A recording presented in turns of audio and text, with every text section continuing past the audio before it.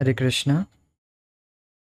তো আজকে শ্রীকৃষ্ণের সন্ধানে নামক পুস্তক থেকে চতুর্থ অধ্যায় জ্ঞানী ও মূর্খের পথ, এই অধ্যায়ের আজ পঞ্চম দিন। আমরা গত ক্লাসে শুনেছিলাম যে ভগবানের শরণ গ্রহণ করা এত সহজ হলেও তবু কারা কারা গ্রহণ করে না। 4 প্রকারের ব্যক্তির সম্বন্ধে আমরা আলোচনা করেছি, যারা ভগবানের শরণ গ্রহণ করে না। এত সহজ হওয়ার পরেও কারা, তার একবার রিমাইন্ড করে নেই, কারা কারা শরণ গ্রহণ করে না। প্রথমত মূঢ়।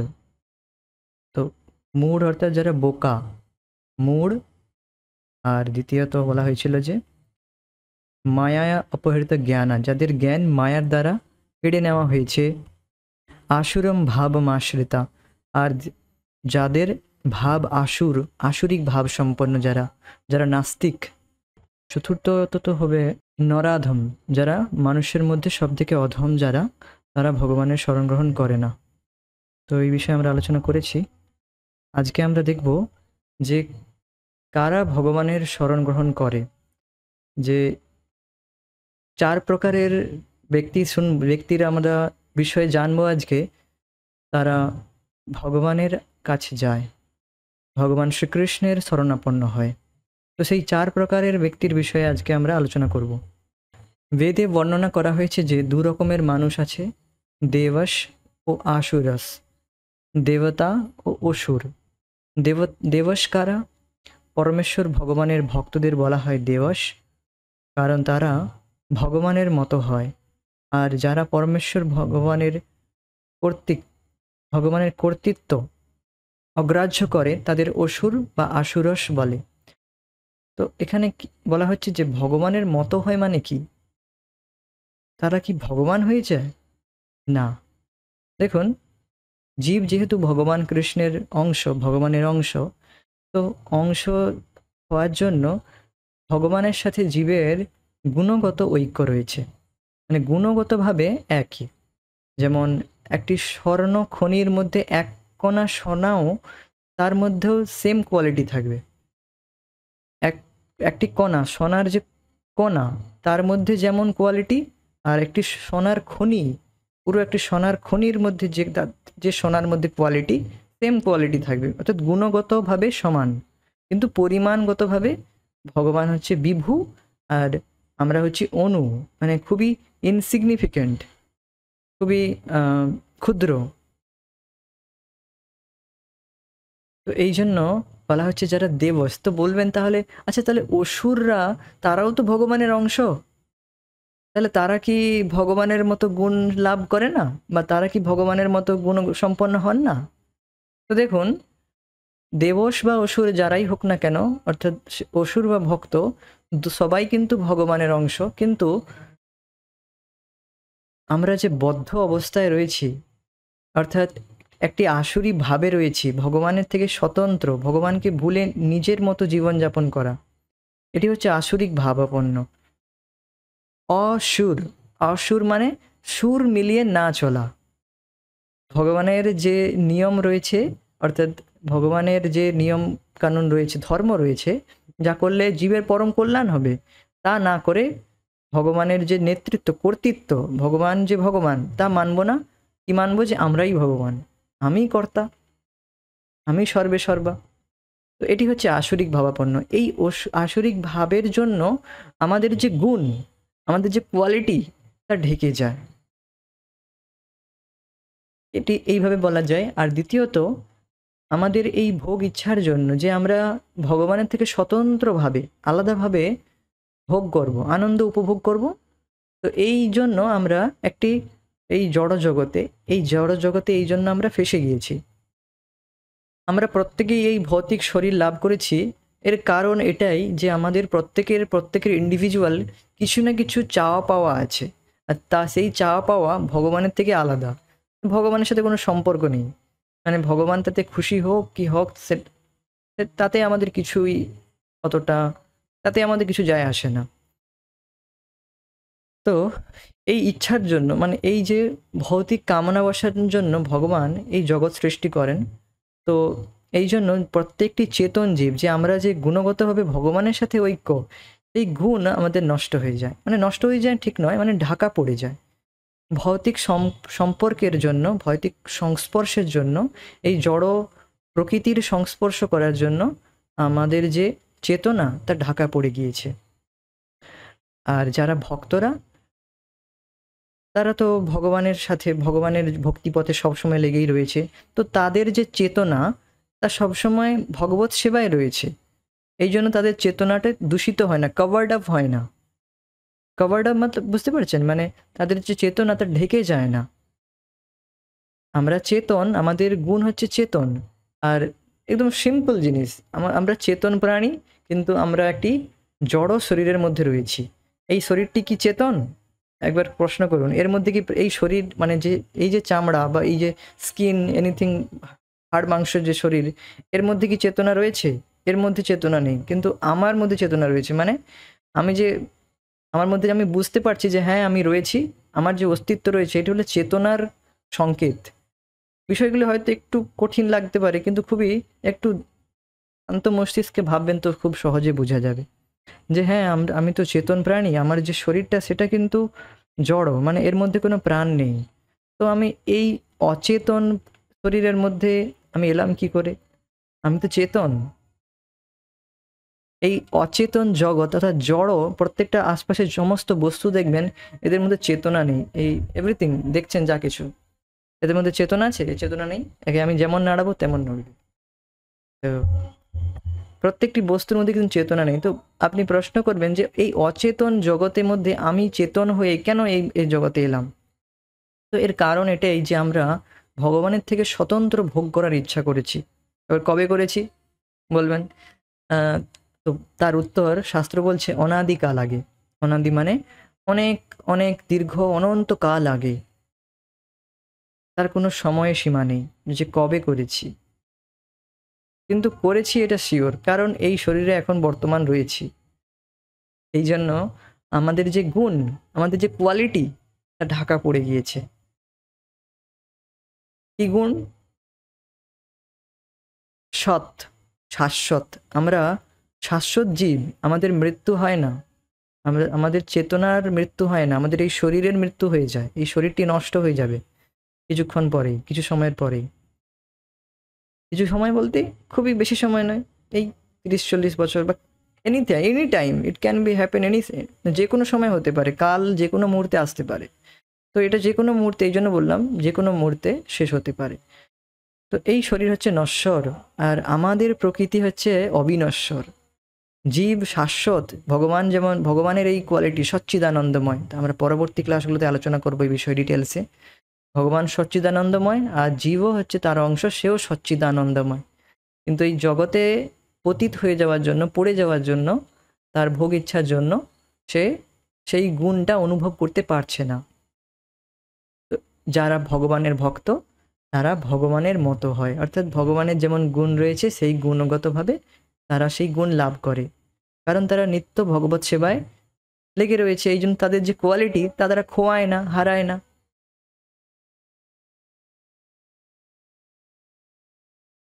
ভগবান যেমন দয়ালু, ভগবান যেমন পরম কৃপালু, যে প্রত্যেকটি যে ভগবানের অনন্ত অনন্ত কোটি কোটি গুণ রয়েছে, তার সেই সমস্ত গুণ তার ভক্তের মধ্যেও চলে আসে।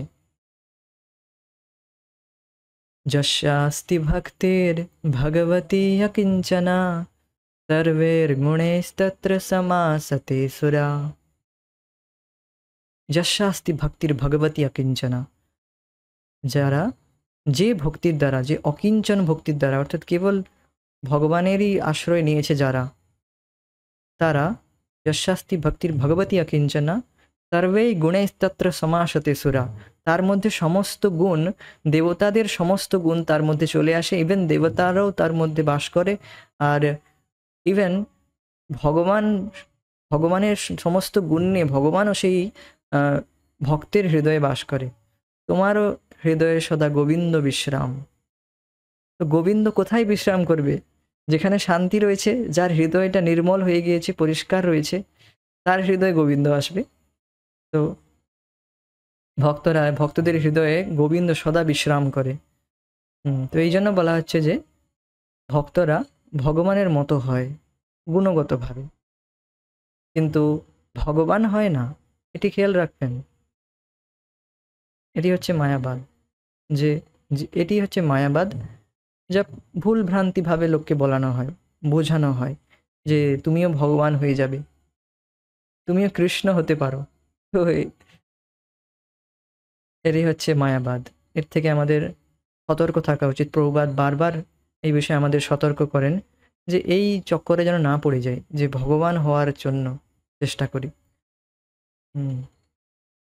ভগবানের সাথে গুণগতভাবে ঐক্য হয় জীবের, কিন্তু পরিমাণগতভাবে কোনোদিন সম্ভব নয়।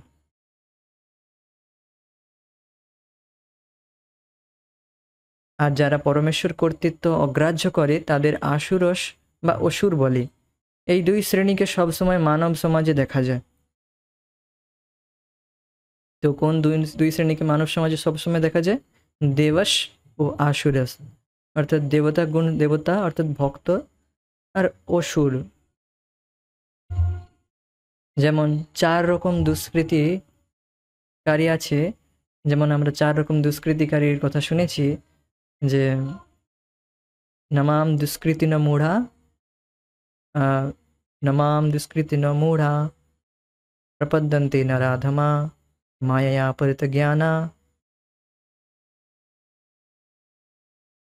তো এইভাবে শুনেছিলাম যে নমাম দুষ্কৃতি ন মূঢ়া, যে যারা দুষ্কৃতির বানরা রয়েছে, 4 রকমের দুষ্কৃতি, মূঢ়া আর নরাধম, মায়া অপরিত জ্ঞানা, আর চতুর্থ হচ্ছে আসুরম ভাবম আশ্রিতা। এরা ভগবান কৃষ্ণের কাছে আত্মসমর্পণ করে না।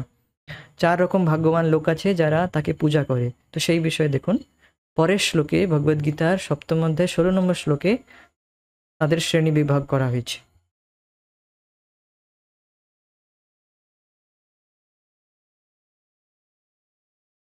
চতুর্বিধা ভজন্তে মাম জনা সুকৃতন অর্জুন, আর্তো জিজ্ঞাসুরর্থার্থী জ্ঞানী চ ভরতর্ষভ। চতুর্বিধা ভজন্তে মাম जना सुकृत अर्जुन, आर्तो जिज्ञासुरर्थार्थी জ্ঞানী চ ভরতর্ষভ। দেখুন কি বলা হচ্ছে, তো কারা এই চতুর্বিধা, হে ভরতশ্রেষ্ঠ অর্জুন বলছেন, হে ভরতর্ষভ, হে ভরতশ্রেষ্ঠ অর্জুন, চতুর্বিধা, তো 4 রকমের ব্যক্তি রয়েছে। কিরকম ব্যক্তি? সুকৃতিন অর্জুন, সুকৃতিবান ব্যক্তি রয়েছে যারা আমার কাছে আসে। ভজন্তে মাম, তো 4 রকম ব্যক্তি আমার ভজন করে। আর তারা কিরকম? তারা সকলেই সুকৃতিবান। তো তারা কারা? বলছে আর্ত, আর্ত অর্থাৎ যারা দুঃখী, যারা এই জগতে খুব দুঃখ পেয়েছে, দুঃখ কষ্ট পেয়েছে, তারপর আমার কাছে আসে, এইরকম ব্যক্তি। দ্বিতীয়ত জিজ্ঞাসু, অর্থাৎ যারা জিজ্ঞাসা করছে, মানে আত্মজ্ঞানের জন্য জিজ্ঞাসা করছে, অর্থাৎ তারা কিছু হায়ার কিছু খুঁজছে, উচ্চতর কিছু খুঁজছে, ভগবত সম্বন্ধে জানার চেষ্টা করছে। ভগবান কে, আমি কে, ভগবান বা এই জগৎ কি, এই সমস্ত বিষয়ে তার জানার ইচ্ছা। সে এই বিষয়ে জানতে জানতে সে কোনো ভক্তের সঙ্গ করে। তো এইভাবে জিজ্ঞাসু রয়েছে, তো তারা আমার কাছে আসে জিজ্ঞাসু হয়ে। আর দেন অর্থার্থী, অর্থার্থী মানে অর্থের কামনা করে যারা, অর্থাৎ কিছু কামনা বাসনা নিয়ে এসেছে আমার কাছে, আমার কাছে আসে, তো যাদের অর্থার্থী। তারপর হচ্ছে জ্ঞানী, অর্থাৎ জ্ঞানী কথার অর্থ এখানে জ্ঞানীর অন্যান্য অর্থ হতে পারে, যে তথাকথিত জ্ঞানী হতে পারে, কিন্তু সেই জ্ঞানী নয়, তথাকথিত পিএইচডি পাস করা জ্ঞানী নয়।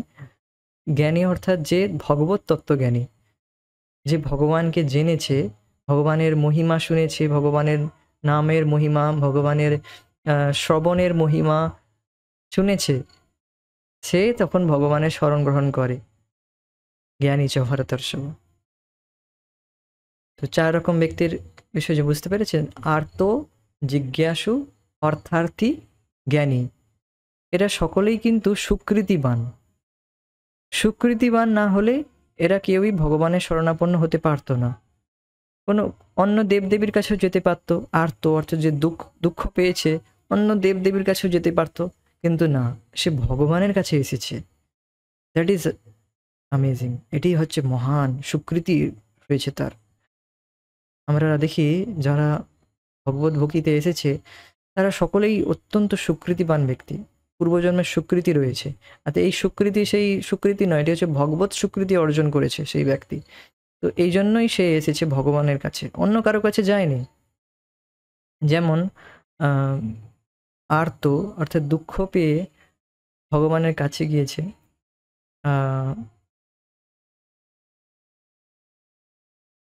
এর উদাহরণ এখন আমার মনে আসছে না, খেয়াল আসছে না। I have to see later on.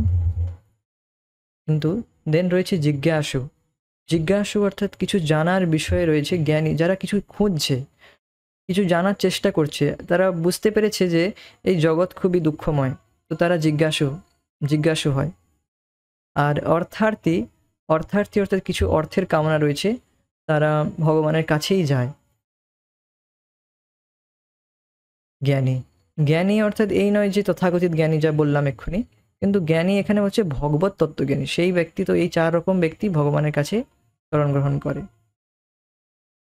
হে ভরতশ্রেষ্ঠ অর্জুন, 4 রকম পুণ্যাত্মা ভক্তিপূর্ণভাবে আমার সেবা করে: আর্ত, অর্থান্বেষী, জিজ্ঞাসু ও তত্ত্বজ্ঞানের অনুসন্ধানকারী।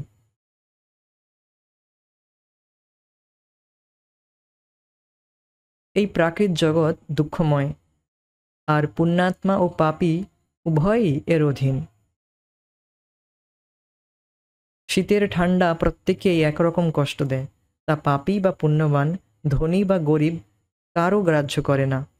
যাই হোক, পুণ্যাত্মা ও পাপীর মধ্যে পার্থক্য এই যে পুণ্যাত্মা দুঃখময় অবস্থার মধ্যেও ভগবানকে চিন্তা করে। দুর্দশাগ্রস্ত লোক প্রায়ই চার্চে গিয়ে প্রার্থনা করবে, হে প্রভু, আমি অসুবিধায় পড়েছি, আমাকে সাহায্য করুন। তো দেখুন এখানে বলা হচ্ছে কি যে পুণ্যাত্মা বা পাপী। তো অনেকে প্রশ্ন করে, আচ্ছা ভক্তদের জীবনে কি কোনো দুঃখ আসে না, যারা এই এত সারাদিন এত হরিনাম করে বা এত সময় ভগবানের ভক্তি করছে, তো এই সমস্ত কিছু ছেড়ে বলতে ইন্দ্রিয় তৃপ্তি ছেড়ে, যেগুলো একদমই করা উচিত না, তো সেগুলো ছেড়ে যে তারা ভক্তি করছে, তাদের কি জীবনে কষ্ট আসে না? তো বলছে না, তা নয়, তাদের জীবনেও কষ্ট আসে, দুঃখ কষ্ট সবই আসে। যেমন শীত গ্রীষ্ম ঋতু আসে, তাদের জীবনেও দুঃখ কষ্ট আসে, কিন্তু এই দুঃখ কষ্টে তারা প্রভাবিত হয় না, শোক করে না। শোক মোহ ভয় এইসব থাকে না তাদের, তারা ধীর থাকে। ভগবান গীতায় বলেন যে এই দুঃখ কষ্ট, এই দুঃখ কষ্ট যে আসে তা শীত গ্রীষ্মের মতো, তা তুমি সহ্য করো। শীতোষ্ণ সুখ দুঃখদা তাম তিতিক্ষা ভারত। এই যে সুখ দুঃখ আসছে, এগুলো আসবে আর চলে যাবে, এগুলো কেবল তুমি সহ্য করো। আর প্রভুপাদ বারবার এটির উপর স্ট্রেস দেন যে আমাদের যে ইন্দ্রিয়ের যে আকর্ষণ, অর্থাৎ ইন্দ্রিয় যখন ইন্দ্রিয়ের বিষয়বস্তু যখন চলে আসে, তখন ইন্দ্রিয় সেই দিকেই ছুটে যায়, আকর্ষিত হয়ে যায়। তো তখন কি করব? প্রভুপাদকে জিজ্ঞেস করে যে আমরা তো এখন যুবক যুবক বয়সে রয়েছি, আমরা তো এখন নতুন ভক্ত হয়েছি, তো আমাদের ইন্দ্রিয় স্বাভাবিকভাবেই স্ত্রীদের প্রতি অর্থাৎ মহিলাদের প্রতি আকর্ষিত হয়, তো আমরা কি করব? তো প্রভুপাদ বলে, তাম তিতিক্ষ ভারত, শীতোষ্ণ সুখ দুঃখদা তাম তিতিক্ষ ভারত। শীত গ্রীষ্ম ঋতু যেমন আসে চলে যায়, তেমনি এই সমস্ত যে এখন আকর্ষণ মনে হচ্ছে, এগুলো এখন হচ্ছে, একটা সময় থাকবে না। তো এগুলো কেবল সহ্য করো। যে কোনো অ্যাজিটেশন, যে কোনো উদ্বিগ্নতা, এগুলো কেবল শীত গ্রীষ্ম ঋতুর মতো, আজ রয়েছে কাল থাকবে না। যেমন দেখুন একটি ছোট্ট বাচ্চা, একটি ছোট্ট শিশু, সেও কিন্তু শীত শীত অর্থাৎ এই আকর্ষণ, অর্থাৎ তাকেও ভোগবস্তু আকর্ষণ করে, তার ক্ষেত্রে আকর্ষণ কি? খেলনা, গাড়ি, ললিপপ, চকলেট, এই এটসেট্রা এটসেট্রা। তার থেকে একটু বয়স বাড়লে, যৌবন কালে এলে, তো তার আকর্ষণের বিষয়বস্তু আলাদা হয়ে যায়। বৃদ্ধাবস্থায় এলেও তখন বৃদ্ধাবস্থায় এলেও এখন কি করে? তাস খেলে বা টেলিভিশনে কিছু নিউজ দেখছে বা অন্য কিছু কারোর সাথে আড্ডা দিচ্ছে, তো তাদের বিষয়বস্তু আলাদা হয়ে যায়। বা রাজনীতি নিয়ে তারা রয়েছে, যে কিছু হুম, এই কে কে ভোটে জিতলো কি, এইসব নিয়ে তারা পড়ে থাকে। তো প্রত্যেকের দেখবেন, প্রত্যেকের যে ইন্দ্রিয় তৃপ্তির বিষয়বস্তু আলাদা হয়ে যায়, কিন্তু প্রত্যেকেই তা ভোগ করছে। তো প্রভুপাদ বলছেন যে এই সমস্ত থেকে বাঁচার উপায় হচ্ছে কেবল সহ্য করো। আর সহ্য করার উপায় হচ্ছে কেবল সহ্য করাই নয়, নিজেদের ইন্দ্রিয়কে এই বিষয় থেকে সরিয়ে, সবচেয়ে সহজ উপায় হচ্ছে সহ্য করার, এই বিষয় থেকে সরিয়ে ভগবানের সেবা লাগানো উচিত। আপনার খাওয়ার ইচ্ছা রয়েছে, তো ভগবানের প্রসাদ খান। কিছু শুনতে চান, খুব সুন্দর গান শুনতে চান, কীর্তন শুনুন। এখন তো কতই কীর্তন, সুন্দর সুন্দর ভগবানের কীর্তন, হরে কৃষ্ণ মহামন্ত্র কীর্তন উপলব্ধ রয়েছে। তো everything is there in Krishna consciousness. Krishna ভাবনামৃতে সমস্ত কিছু রয়েছে, শুধু আমাদেরকে জানতে হবে তা। আপনি রাজনীতিতে ইন্টারেস্টেড, তো ভগবানের কথা শুনুন। ভগবান কীরকমভাবে যুদ্ধ করছেন, কীভাবে রাজনীতির দাও প্যাঁচ লাগাচ্ছেন, যে কীভাবে কৌরবদেরকে শান্তি স্থাপন করা যায়, যুদ্ধ না হয়। তো সেই বিষয়েও অনেক রয়েছে, অনেক রকম রাজনীতিতে দাও প্যাঁচ রয়েছে, সমস্ত কিছু রয়েছে কৃষ্ণ ভাবনামৃতে, কিন্তু আমরা জানি না। তো একটু বিষয় থেকে আমি সরে গেলাম। যে বিষয় ছিল যে পুণ্যাত্মা ও পাপী, অর্থাৎ ভক্ত অথবা যে অভক্ত, দুজনেই জগতের দুঃখ কষ্ট পাচ্ছে। এই নয় যে ভক্তদের জীবনে দুঃখ কষ্ট আসে না, আসে, কিন্তু তার দ্বারা তারা প্রভাবিত হয় না। আর বাস্তবে যে ব্যক্তি ভক্তিপথে আসে, তার জীবনে মহান যে দুঃখ আসার কথা ছিল, তার থেকে খুব কম দেয় ভগবান। কিভাবে বলছেন আপনি যদি বলেন প্রমাণ কি? তো ভগবান বলছেন, স্বল্পম অপশ্য ধর্মস্য ত্রায়তে মহতো ভয়াত। কেউ যদি স্বল্প মানে একটু ভক্তিও করে, একটু স্বল্প, অল্প অর্থাৎ অল্প একটু হয়, আর স্বল্প মানে একটুর থেকেও একটু অল্প। অল্প আমরা বলি না অল্প করে প্রসাদ দেবেন, অল্প করে প্রসাদ দেবেন, মানে অল্প দেবেন, একটু দেবেন। আর অল্প মানে তার থেকেও কম। অল্প, স্বল্প, স্বল্প কথার অর্থে যে তার থেকেও কিঞ্চিত কিঞ্চিত কেউ যদি একটু ভক্তি করে, মানে ভগবত সেবায় নিযুক্ত হয়, তাহলে সে ত্রায়তে মহতো ভয়াত, তার যে মহান ভয় আসার কথা ছিল, মহান দুঃখ পাওয়ার কথা ছিল, তা সরে যায়, তা আসে না। তো এই জন্য ভক্তরা যা কিছু দুঃখ আসে জীবনে, তাকে ভগবানের কৃপাই মনে করে, যে অনেক কম দিচ্ছে ভগবান, আমি তো অনেক কিছু করেছি, তো তার থেকে অনেক কম দিচ্ছে। তো দুর্দশাগ্রস্ত লোক প্রায় চার্চে গিয়ে, তো এখানে বলছেন এবারে কিভাবে মানুষ ভগবানের থেকে নিজের আস্থাকে হারিয়ে ফেলে, তার বিষয়ে একটি উদাহরণ দিচ্ছে, দেখুন। দুর্দশাগ্রস্ত লোক প্রায় চার্চে গিয়ে প্রার্থনা করবে, হে প্রভু, আমি অসুবিধায় পড়েছি, আমাকে সাহায্য করুন। যদিও কিছু ভৌতিক প্রয়োজনের জন্য সে প্রার্থনা করছে, তথাপি সেরকম লোকের ধার্মিক বলে গণ্য করা হবে, কারণ সে তার দুর্দশার মধ্যে ভগবানের শরণাপন্ন হয়েছে। সেই রকম একজন গরিব লোক চার্চে গিয়ে প্রার্থনা করে, দয়াময় প্রভু, কৃপা করে আমাকে কিছু অর্থ দান করুন।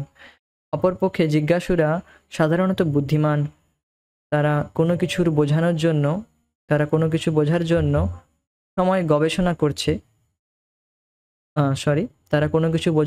সব সময় গবেষণা করছে। তারা হয়তো জিজ্ঞেস করে ভগবান কি, এবং তারপর আবিষ্কার করার জন্য বৈজ্ঞানিক গবেষণা চালায়। তারাও ধার্মিক বলে বিবেচিত, কারণ তাদের গবেষণা উপযুক্ত বিষয়ের প্রতি ধাবিত।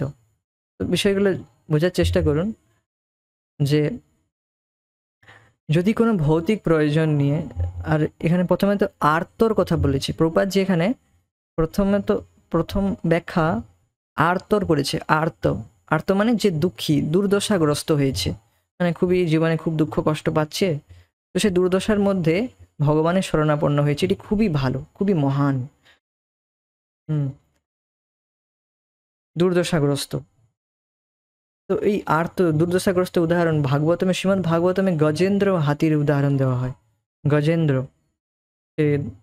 গজেন্দ্রকে একটি কুমির তাকে ধরেছে।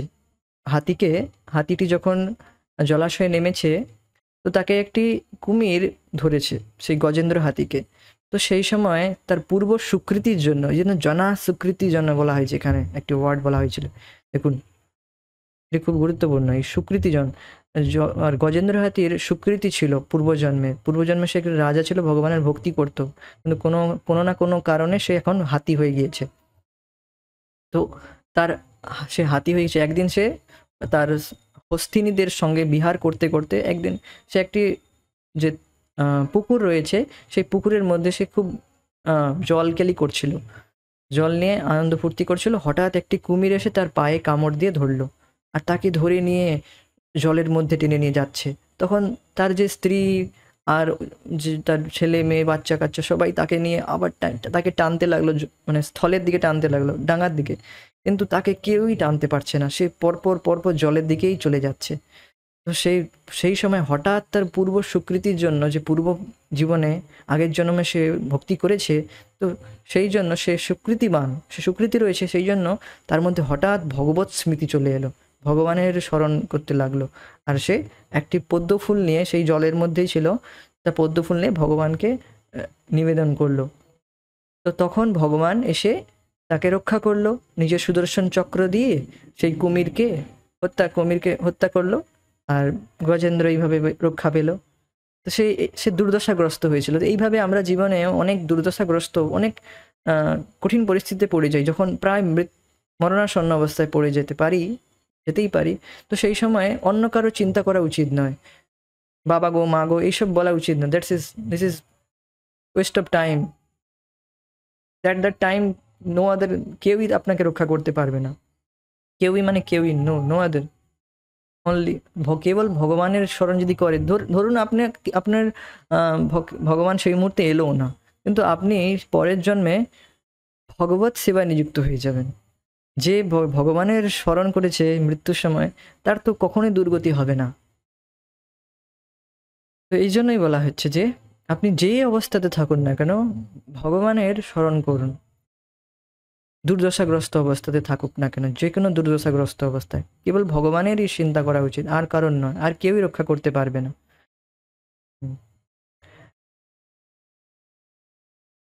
তো দেন বলা হচ্ছে, তো এখানে দুর্দশাগ্রস্ত অর্থাৎ আর্ত, এই যে আর্ত শব্দটি এখানে বলা হচ্ছে, আর্ত এর কথা প্রভুপাদ বললেন। এরপর কি বলা হচ্ছে, সেই রকম একজন গরিব লোক, গরিব অর্থাৎ তার অর্থের প্রয়োজন, দুর্দশাগ্রস্ত নয়, চলে যাচ্ছে কোনো রকম, কিন্তু তার অর্থের প্রয়োজন, তো তবুও সে ভগবানের কাছেই যায়। প্রভুপাদ এখানে চার্চে কেন বলছেন, অর্থাৎ প্রভুপাদ বিদেশে লেকচার দিচ্ছেন, তো সেই অনুবাদ, সেই লেকচারটাই এখানে দেওয়া রয়েছে, প্রভুপাদ তা লিখছেন ওই জন্য চার্চে।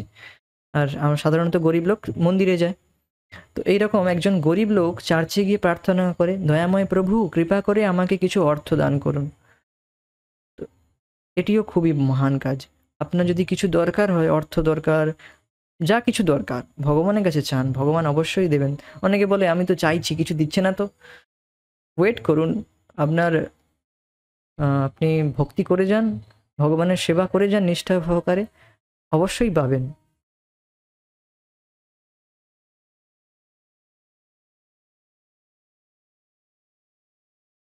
তো এর উদাহরণ কি, শ্রীমদ্ ভাগবতমে এর উদাহরণ রয়েছে ধ্রুব মহারাজের।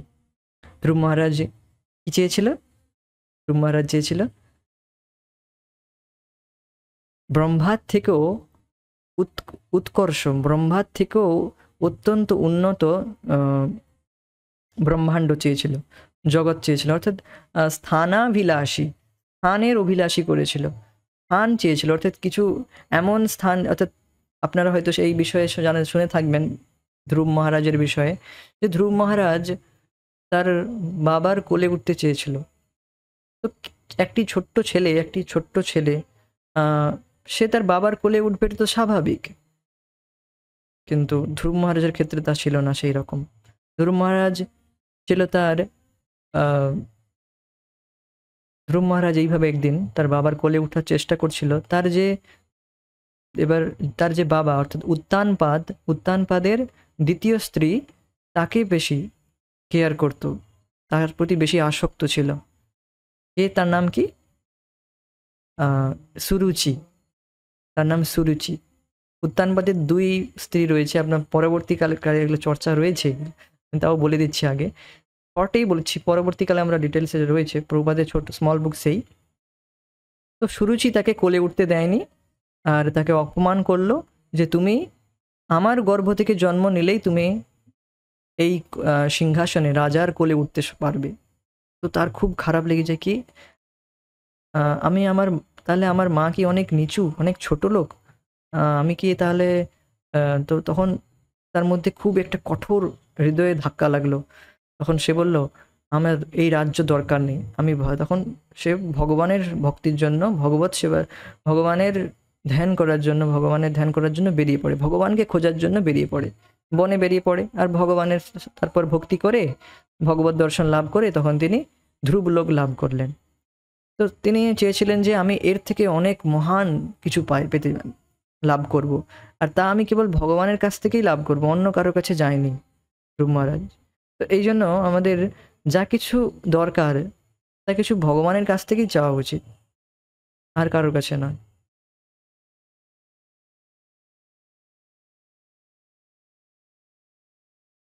অপরপক্ষে জিজ্ঞাসুরা সাধারণত বুদ্ধিমান। এবার যারা জিজ্ঞাসু তারা একটু উন্নত। কিভাবে? তারা বুঝতে পেরেছে যে এই জগতের ভোগ, এই জগতের যে বিষয় ভোগ, ধর্ম, অর্থ, কাম, এগুলো আমাকে সন্তুষ্ট করবে না। তো তারা বুঝতে পেরেছে যে এর থেকে কিছু বেটার কিছু রয়েছে, বা আমি কে, নিজেকে জানার চেষ্টা করে আমি কে, অর্থাৎ ব্রহ্ম জিজ্ঞাসা করে। তো ব্রহ্ম জিজ্ঞাসা করে, ভগবানকে জানার চেষ্টা করে। তো তারা এমন রিসার্চ করে না যে সমস্ত রিসার্চ আজকালের নাস্তিক গবেষকরা করে, ভগবানকে একদম বাদ দিয়ে কেবল নিজেরাই গবেষণা করছে যে কিভাবে এই জগতের স্রষ্টাকে, জগৎ কীভাবে সৃষ্টি হয়েছে, আর নিজেদের মন গড়ন কথা তারা বলে থাকে। তো সেই রকম গবেষকদের কথা এখানে বলা হচ্ছে না, এখানে যে জ্ঞানী, যে জিজ্ঞাসুর কথা বলা হচ্ছে, সে ভগবান কি সে বিষয়ে জানার চেষ্টা রয়েছে, আর সে প্রামাণিক গুরুর শরণাপন্ন হয়। তখন তাকে অবশ্যই ভগবানের কৃপায় সে গুরু লাভ করে, তখন সে জানতে পারে। তারপর সে আবিষ্কার করার জন্য বৈজ্ঞানিক গবেষণা চালায়, তারাও ধার্মিক বলে বিবেচিত হবে, কারণ তাদের যে গবেষণা উপযুক্ত বিষয়ের প্রতি ধাবিত। উপযুক্ত বিষয় কি? তারা ভগবানের খোঁজে রয়েছে, তো ভগবান অবশ্যই পরমাত্মা রূপে তার হৃদয়ে রয়েছে, অবশ্যই তাকে রাস্তা দেখাবে, পথ দেখাবে। জ্ঞানবান লোককে বলে জ্ঞানী, যে নিজের স্বরূপকে উপলব্ধি করেছে। তো এইবার সব থেকে, এদের মধ্যে সব থেকে যারা উন্নত যারা, যে তারা হচ্ছে জ্ঞানবান, অর্থাৎ যারা ভগবত তত্ত্বজ্ঞান সম্বন্ধে জেনেছে, স্পিরিচুয়াল মাস্টার, আধ্যাত্মিক গুরু বা হরিকথা শ্রবণ করতে গিয়ে তারা শুনেছে, তারা ভগবানের সম্বন্ধে জেনেছে। যেমন যেমন ব্রহ্মজ্ঞানী, অর্থাৎ পুরোপুরি জগৎ থেকে বিরক্ত। তো এই জ্ঞানীরা, এরা সমস্ত কিছু উপলব্ধি করেছে যে এই জগতে কিছুই নেই, এই জগতে কেবল দুঃখ রয়েছে, এই জগৎ কেবল একটি ইলিউশন, একটি কেবলমাত্র জীবের যাতে জীব নিজের পুরুষার্থ লাভ করতে পারে, ধর্ম, অর্থ, কাম, আর লাস্টে অবশেষে মোক্ষ অর্থাৎ মুক্তি লাভ করতে পারে, তো তার জন্য জগৎ রয়েছে। আর বাস্তবে আমার এই সমস্ত মুক্তি ভক্তি নিয়ে আমার কিছুই হবে না, আমাকে কেবল আসল আনন্দ, আসল সুখ পেতে গেলে কেবল ভগবত ভক্তিতে নিযুক্ত হতে হবে, তবেই আমি প্রকৃতভাবে সুখী হব। তো এই জ্ঞানী সে এই সমস্ত কিছু উপলব্ধি করেছে, আর তা একদিনে করেনি, বহুনাম জন্মনাম অন্তে জ্ঞানবান মাম প্রপদ্যতে। অনেক অনেক জন্ম তারা কাটিয়ে এসেছে, একদিনের তাদের সাধনা নয়, অনেক অনেক জন্ম তারা ভগবত ভক্তি করে, মানে এইভাবে ঘুরে ঘুরে সমস্ত কিছু ভোগ করে তারা বুঝতে পেরেছে যে এই সমস্ত কিছু মৃষা, মানে মিথ্যা, এগুলো আমাকে কখনোই সুখ দেবে না। মিথ্যা মানে কি? মানে আমাকে প্রকৃত সুখ দেবে না। তো জ্ঞানী যে নিজের স্বরূপকে উপলব্ধি করেছে, সেই রকম একজন জ্ঞানীর হয়তো ঈশ্বরের নির্বিশেষ সত্তার ধারণা থাকতে পারে। নির্বিশেষ সত্তা মানে, দেখুন, ভগবান শ্রীকৃষ্ণের একটি নির্বিশেষ সত্তা রয়েছে যাকে বলা হয় ব্রহ্মজ্যোতি। ভগবান শ্রীকৃষ্ণের শরীর থেকে যে আলো, যে জ্যোতি বেরোয়, তাকে বলা হয় ব্রহ্মজ্যোতি। তো অনেকের ধারণা থাকতে পারে যে আমি ব্রহ্মজ্যোতিতে গিয়ে লীন হয়ে যাব, অর্থাৎ ব্রহ্মজ্যোতি আমার মূল লক্ষ্য, আমি ওখানে যাব, তাহলে এই জগৎ থেকে মুক্তি লাভ করব। তো এরকমও অনেকে হতে পারে। কিন্তু তারা যখন ভগবানের ভক্তি সম্পর্কে শুনে ভক্তদের কাছ থেকে, যেমন সুখদেব গোস্বামী, পুরোপুরি পরিনিষ্ঠিতি অপি ন্যায়ের গুণ নেই। সুখদেব গোস্বামী, যিনি শ্রীমদ্ ভাগবতম বলছেন, তিনি পুরোপুরি জগৎ থেকে বিরক্ত। তিনি মায়ের গর্ভ থেকে জন্মেই সঙ্গে সঙ্গে ঘর ছেড়ে সঙ্গে সঙ্গে জঙ্গলের দিকে, বনের দিকে যাত্রা করলেন।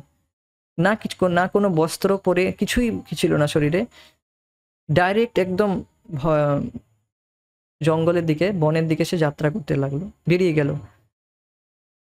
তো সে একদম জ্ঞানী সে তখন ছিল সেই মুহূর্তে। কিন্তু তারপর ভগবত ভক্তি সম্পর্কে শুনে, শ্রীমদ্ ভাগবতম থেকে শ্লোক শুনে সে প্রকৃত জ্ঞানে স্থিত হলো যে ভগবানের ভক্তি করেই আমি প্রকৃতভাবে আমি আনন্দ লাভ করছি। তখন প্রকৃত নিজেকে বুঝতে পারলো যে আমি ভগবানের ভক্ত, নিজের সম্বন্ধ তখন বুঝতে পারলো। তো এইভাবে উপলব্ধি করেছে, সেই হচ্ছে প্রকৃত জ্ঞানী, তথাকথিত জ্ঞানী নয়। তো সেই রকম একজন জ্ঞানীর হয়তো ঈশ্বরের নির্বিশেষ সত্তার ধারণা থাকতে পারে, কিন্তু যেহেতু সে অন্তিম গতি পরম সত্য পরমেশ্বরের আশ্রয় গ্রহণ করেছে, সেও ধার্মিক বলে বিবেচিত হবে। আর এই রকম জ্ঞানী যে পুরোপুরি ব্রহ্মে নিষ্ঠ, পরিনিষ্ঠতি আপনি ন্যায়গুণ নেই, যেমন সুখদেব গোস্বামী ছিল একজন, তেমনি এইরকম যারা পুরোপুরি জগৎ থেকে পুরোপুরি বিরক্ত, কিন্তু তারা ব্রহ্মে লীন হবে, অর্থাৎ ব্রহ্মজ্যোতি রয়েছে সেখানে তারা যেতে চায়। তো এইরকম যারা রয়েছে তারা যদি ভগবানের শরণ গ্রহণ করে, তারাও ধার্মিক বলে বিবেচিত হবে। তো এই 4 রকম লোকেদের সুকৃতি পুণ্যবান বলে, কারণ তারা সবাই ঈশ্বর পরায়ণ। তো এই সুকৃতি কথা এক্ষুনি বলছিলাম যে এই জ্ঞানী যদি সুকৃতি না থাকে, তাহলে কিন্তু সে ভগবানের শরণাপন্ন হতে পারবে না। এই 4 রকম ব্যক্তি, আর্ত অর্থাৎ খুবই দুর্দশাগ্রস্ত, কিছু অর্থ চাই, আর জিজ্ঞাসা রয়েছে মনে এই জগৎ কিভাবে সৃষ্টি হলো, আর চতুর্থত সে জ্ঞানের মধ্যে স্থিত, বৈরাগ্য চূড়ামণি, যে এই জগতের মধ্যে কিছুই আমার একদম ভালো লাগছে না, আমি জগৎ থেকে পুরোপুরি বিরক্ত সন্ন্যাসী দেখবেন, কিন্তু তাদের স্বীকৃতি নেই, তো তারা কেউই ভগবানের ভক্তিতে যুক্ত হবে না। কিন্তু যাদের স্বীকৃতি রয়েছে তারাই কেবল ঈশ্বর পরায়ণ হবে। তো এই স্বীকৃতি দেওয়ার জন্য এই জন্য ভক্তরা অহৈতুকী কৃপা করে বেড়ায়, স্বীকৃতি দান করে বেড়ায়। কিভাবে? প্রসাদ, নাম সংকীর্তন রূপে। হরিনাম সংকীর্তন করছে, নগর সংকীর্তনে বেড়ায়, আমাদের প্রচার কার্যে যারা রয়েছে তারা নগর সংকীর্তন করে। তো এই সংকীর্তনের ধ্বনি যারা শুনছে সকলের অ্যাকাউন্টে স্বীকৃতি যাচ্ছে, তো তারা পরবর্তীকালে ভগবানের শরণাপন্ন হবে। এই জন্য যারা ভক্তিপথে আসছে না তাদেরকে অ্যাটলিস্ট প্রসাদম দেওয়া উচিত। কিছু নাম জপ না করলেও, নাম মুখে না বললেও কিছু প্রসাদ দেওয়া উচিত, তাহলে তাদের স্বীকৃতি পুণ্যবান হবে, তারা পরবর্তীকালে তারা ভগবত ভক্তিতে এসে যুক্ত হবে। যেমন অনেক ভক্তরা বলে যে আমার বাড়ির লোক তো ভক্তি করে না, তাদেরকে কীভাবে ভক্ত বানানো যাবে, তাদের পরম মঙ্গল কীভাবে করা যাবে ভগবানের শরণাপন্ন করিয়ে। তাদেরকে বলা হয় আপনারা অ্যাটলিস্ট জল তো ভগবানকে ভোগ লাগাতে পারেন, অন্যান্য কিছু হয়তো রান্না করতে পারছেন না এই মুহূর্তে, তো অ্যাটলিস্ট জল ভোগ লাগান। আর কারণ আমাদের শরীর হচ্ছে 70%, 70% জল, তো 70% তার শরীর স্পিরিচুয়ালাইজড হয়ে যাবে বা কিছু স্বীকৃতি সে পাবে, অ্যাটলিস্ট সে জল তো খাবে। তো জলটা প্রসাদম হলে সেই প্রসাদ তার যখন খাবে তখন তার মধ্যে স্বীকৃতি অবশ্যই যাবে, ধীরে ধীরে পরবর্তীকালে ভক্ত হবে, ভগবানের শরণাপন্ন হবে। আর বাস্তবে জীব যতক্ষণ না ভগবানের শরণাপন্ন হচ্ছে ততক্ষণে তার উদ্ধার নেই। তো এইবার বলা হচ্ছে যে আচ্ছা, এই 4 রকম ব্যক্তির মধ্যে কারা শ্রেষ্ঠ? তো শ্রেষ্ঠকে সেই বিষয়ে বলা হচ্ছে এখন।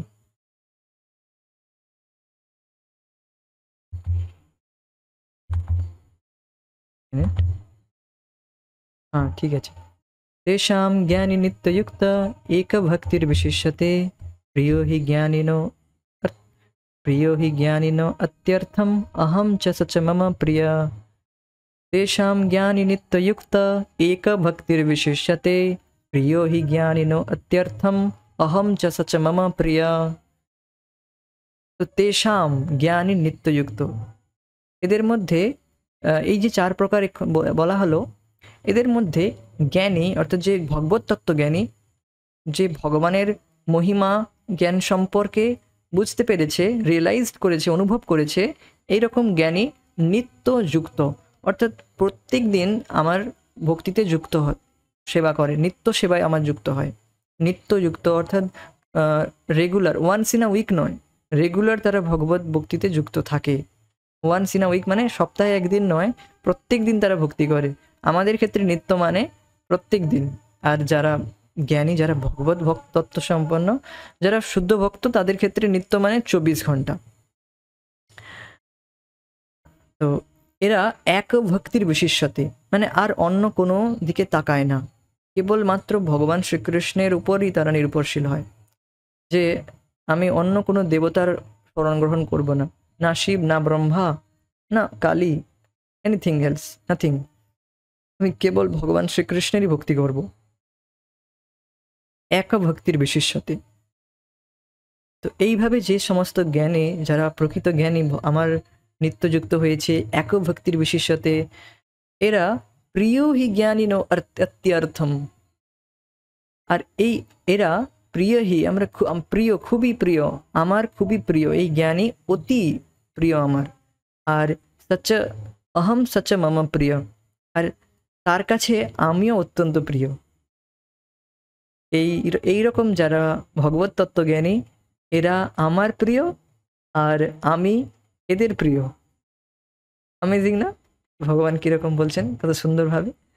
ভগবানের প্রেম প্রদর্শিত হচ্ছে তার ভক্তের প্রতি, ভগবত তত্ত্বদর্শী ভক্তের প্রতি, যে সুন্দরভাবে বলছেন যে প্রিয় হি জ্ঞানী অত্যর্থম, এই জ্ঞানী আমার সব থেকে প্রিয়, আর আমি এই রকম জ্ঞানীর কাছে খুব প্রিয়।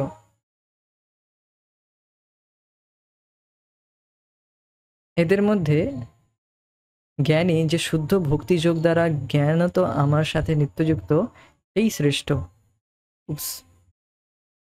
কারণ আমি তার খুব প্রিয় আর সেও আমার খুব প্রিয়। ভগবদ গীতা 7 নম্বর অধ্যায়ের 17 নম্বর শ্লোক।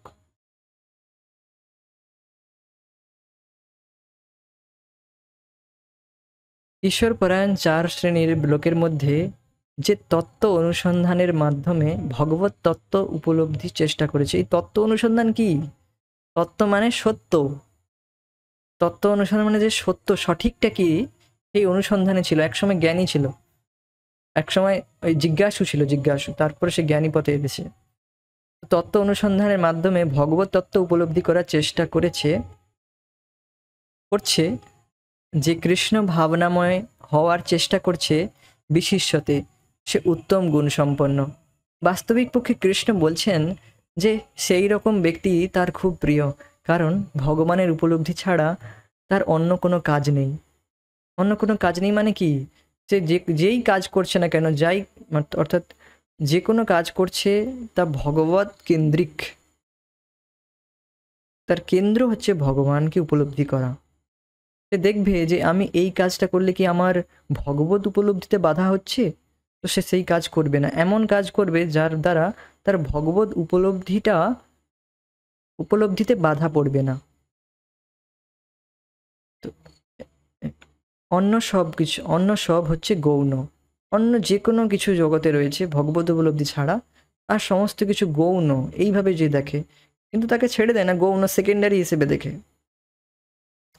কোনো কিছুই চাওয়ার জন্য কারোরই ভগবানের কাছে প্রার্থনা করতে হয় না। তো দেখুন প্রভুপাদজি বোঝাচ্ছেন, দেখুন কিভাবে আমাদের কোনো কিছু চাওয়ার পাওয়ার দরকার নেই। প্রভুপাদ দেখুন, প্রকৃত ভক্তি হচ্ছে নিষ্কাম ভক্তি করা, শুদ্ধ ভক্তি। কোনো কিছু চাওয়ার ইচ্ছা রয়েছে, ঠিক আছে, that is okay, that is good, সেটাও ভালো, সেটা খুবই ভালো, সেটা মহান, সেটা উদারা বলবেন। আর পরে বলবেন উদারা সর্ব এ বেতে, এরা সবাই উদার, মহান, মহান গুণ সম্পন্ন আমার কাছে এসেছে। ভগবান তাও বলছেন যে অ্যাটলিস্ট যেমন তেমনভাবে আমার কাছে তো এসেছে, দ্যাট ইজ খুবই ভালো, উদারাহা, এরা সবাই মহান। কিন্তু এর মধ্যে যে জ্ঞানী, যে বুঝতে পেরেছে যে এই জগতের ভোগ বস্তু, যে কোনো বিষয়বস্তু, যে কোনো পদ, প্রতিষ্ঠা, সম্মান, অর্থ, এগুলো লাভ করে আমি সুখী হব না, যে বুঝতে পেরে গিয়েছে, তো এই জন্য বলছেন সেই জ্ঞানী হচ্ছেন ভগবানের সবচেয়ে প্রিয়। তো সে কীরকম বুঝতে পেরেছে দেখুন, তা বোঝাচ্ছেন আমাদের প্রভুপাদজি। কোনো কিছু চাওয়ার জন্য কারোরই ভগবানের কাছে প্রার্থনা করতে হয় না, এবং যদি কেউ তা করে তবে সে একজন বোকা। তো প্রভুপাদ বলছেন ঠিক আছে, যদিও করছে তো কিন্তু সে বোকা। কেন? কারণ সে যখন দুর্দশাগ্রস্ত অথবা তার অর্থের প্রয়োজন ভগবান তা বিশেষভাবে অবগত। দেখুন, ভগবান প্রত্যেকের হৃদয়ে রয়েছে, প্রত্যেকের হৃদয়ের মধ্যে পরমাত্মা রূপে রয়েছেন। এবার যে ভগবত সেবায় নিযুক্ত হয়েছে আর এইগুলো চাওয়া পাওয়া রয়েছে, যার ইচ্ছা করছে যে আমি এটা পেয়ে যাই, সেটা পেয়ে যাও, বা এই পদ লাভ হোক, বা এই চাকরি পেয়ে যাই, এনিথিং এলস, যে কোনো কিছু হতে পারে, কিন্তু তা চাওয়ার দরকার নেই। কারণ ভগবান তো রয়েছেন, তিনি সমস্ত কিছুভাবে অবগত, বিশেষভাবে অবগত।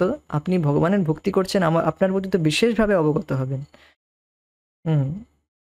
তো এই জন্য কিছু চাওয়ার দরকার নেই, প্রবাদ বলছেন। আর বাস্তবে এটি ভগবান দেখছেন আপনার যা প্রয়োজন, যা নিডফুল। দেখুন, এক তো হচ্ছে নিডফুল, আর অর্থাৎ যা প্রয়োজনীয় তা ভগবান অবশ্যই প্রদান করবেন, আর যা প্রয়োজন নয় তা করবেন না। জ্ঞানী এসব উপলব্ধি করেন, এবং ভগবান যে কত বড় মহৎ অন্যদেরকে তা তিনি জানান। তার ব্যক্তিগত স্বার্থ, তার খাবার পোশাক অথবা আশ্রয়ের জন্য তিনি প্রার্থনা করেন না। দুর্দশাগ্রস্ত হয়ে শুদ্ধ ভক্ত বলেন, দয়াময় প্রভু, এ আপনার কৃপা, আমাকে সংশোধন করার জন্য আপনি আমাকে দুর্দশার মধ্যে ফেলেছেন। আমাকে আরও বেশি করে দুঃখ দেওয়া উচিত, কিন্তু আপনার কৃপার প্রভাবে আপনি তা হ্রাস করেছেন। অবিচলিত অবিচলিত শুদ্ধ ভক্তের এই হচ্ছে দৃষ্টিভঙ্গি। বাস্তবে এটি কেবল তাদের দৃষ্টিভঙ্গি নয়, এটি বাস্তবিক। ভক্তের জীবনে খুব অল্পই দুঃখ কষ্ট আসে, ভগবান খুব কম দেয়, আর যা দেয় তা ভক্তের উন্নতির জন্য, ভগবত ভক্তির উন্নতি হবে সেই হিসেবে দেয়। তাতে বাধা পড়বে এমন হিসেবে দেয় না, কখনোই না। তার চেতনাকে আরো উন্নত করতে ভগবান কিছু দুঃখ দুর্দশা তার জীবনে দেয়। তো এইভাবে আমরা বুঝতে পারলাম যে এইভাবে আমরা আলোচনা করলাম যে 4 রকম ব্যক্তি রয়েছে যারা ভগবানের কাছে যায়: আর্ত, অর্থার্থী, জিজ্ঞাসু, জ্ঞানী। আর এর মধ্যে সবথেকে সর্বশ্রেষ্ঠ কারা? যারা জ্ঞানী, যারা বুঝতে পেরে গিয়েছে যে এই সমস্ত ভোগ বিষয়ে বা দুর্দশার জন্য আমার চাওয়া পাওয়ার দরকার নেই, ভগবান তো দেখছেন সমস্ত কিছু, তো আমার আবার চাওয়া পাওয়ার কি দরকার? আমার তো কেবল ভগবত ভক্তিতে যুক্ত হওয়া উচিত, ভগবানকে কিভাবে প্রসন্ন করা যাবে সেই বিষয়ে চিন্তা ভাবনা করা উচিত। আর এইভাবেই আমি প্রকৃতপক্ষে সুখী হতে পারবো। সে এটি বুঝতে পেরেছে, তো সে আর কিছুই চায় না, কেবল অবিচলিতভাবে এক ভক্তির বিশেষ সাথে, কেবল এক ভক্তি, অর্থাৎ কেবল ভগবানকে সুখী করার ইচ্ছায় সে ভক্তি করে। তো এইভাবে আমরা আজকের হরিকথা চর্চা এখানে আজকে আমরা স্থগিত রাখবো। পরবর্তী চর্চা পরবর্তী ক্লাসে করব। হরে কৃষ্ণ। জয় শ্রীল প্রভুপাদ। নিতাই গৌর প্রেমানন্দে। হরে।